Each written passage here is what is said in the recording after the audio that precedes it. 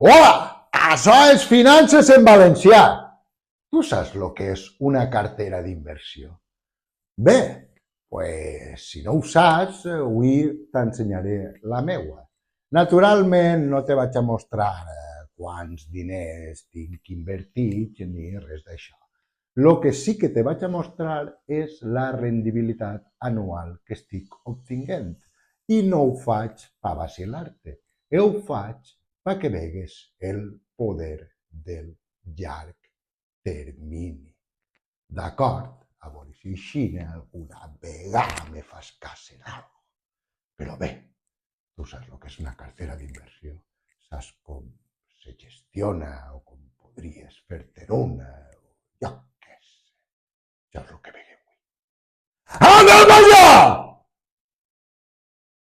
Bé, te presente el que és la meva cartera d'inversió actualment.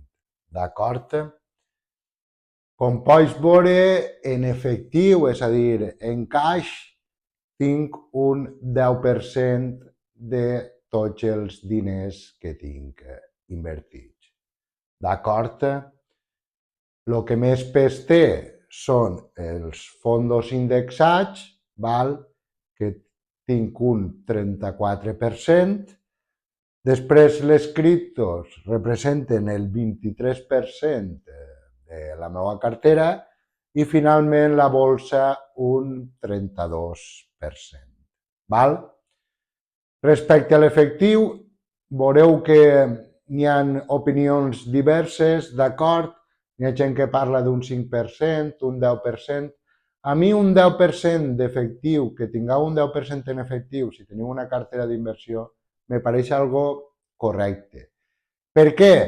Perquè al final necessites tindre efectiu perquè ixen oportunitats. D'acord? Tots han comès l'error, i jo també, de quan invertim, doncs, què tenim? 5.000 euros, doncs ara, ficar-ho tot ahí, d'acord? Invertir-ho tot, val? I és una errada.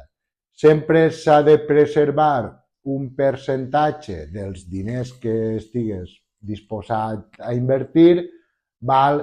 En efectiu, en caix. Per què? Perquè sempre hi ha oportunitats. El que va passar en 2020, inclús la crisi famosa del 2008, jo ahir encara no estava invertint, però bueno, per entendre-ho, o el que pot passar ara en Trump, vale? Que pot caure la bolsa. En definitiva, s'ha de conservar sempre un percentatge dels diners que tens invertits en efectiu perquè sempre ixen oportunitats. Vale. En fondos indexats, per què som més percentatge tinc d'inversions? Doncs perquè per a mi és de la meva cartera d'inversió és el més segur o de lo que jo més me fie que pot traure un percentatge més regular, no? En bolsa també tinc un percentatge elevat, però me fie més, anem a dir, del meu robo-advisor de fondos indexats que de mi mateixa. Ara entrarem en els percentatges i veureu com no n'hi ha tanta diferència, però bueno, jo crec que per la meva cartera d'inversió els fondos indexats és el més segur parlant en termes de rendibilitat. O jo crec que a la llarga el meu robo-advisor m'acabarà guanyant a mi en la capacitat que tinga jo de guanyar-li al mercat en les meves inversions en bolsa. Finalment, en criptomonedes tinc un 23%. D'acord? Bé, ja podem anar entrant en els percentatges. En cripto a mi m'agradaria, és a dir, jo a dia d'avui encara estic rebalancejant la meva cartera, que se diu. En cripto a mi m'agradaria en un futur, val, com a molt, tindre un 20% de les meves inversions. Inclús dins d'aquest 20% tindria un 85-90% en Bitcoin i un 10% en la resta de criptomonedes que puga tindre. d'acord?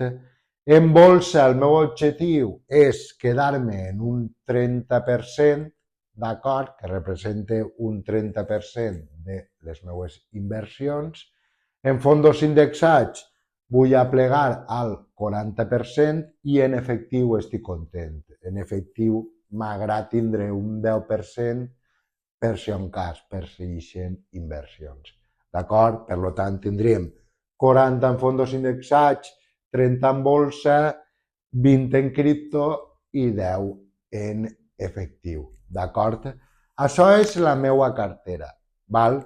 És simplement per a que se pugueu fer una idea. Naturalment, les carteres d'inversió n'hi ha tantes com tipus d'inversionistes, no? Doncs si algú té més adversió al risc, naturalment canviaran moltíssim aquests percentatges, d'acord? Però bueno, és per a que es feu una idea, val, de com se pot gestionar o com pots manejar, anem a dir, una cartera d'inversió, d'acord?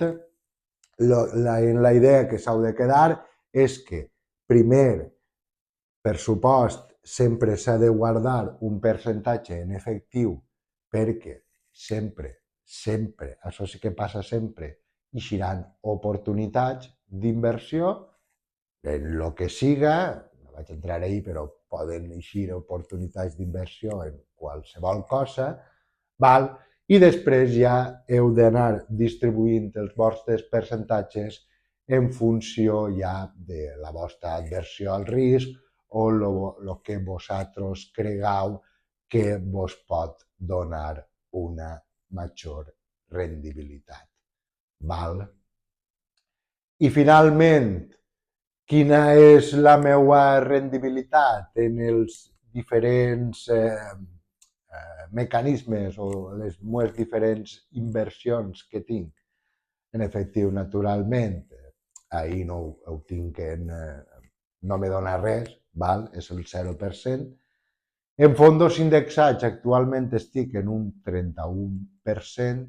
Recordeu que sempre és la mitja i estem parlant de llarg termini.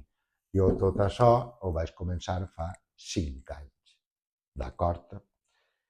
En cripto actualment estic en un 90% de rendibilitat, que és una barbaritat, però bueno, ja sabeu que el Bitcoin doncs, ha pujat moltíssim i jo el vaig comprar a un preu més baix del que està actualment. Per això tinc tanta rendibilitat. I finalment en bolsa estic també en un 31% de rendibilitat. Si fem la mitja de les meves inversions, jo actualment estic obtenint un 36% de rendibilitat, que és una absoluta barbaritat, d'acord? Però, com sempre vos dic, ha passat temps més complicats i això tampoc és normal.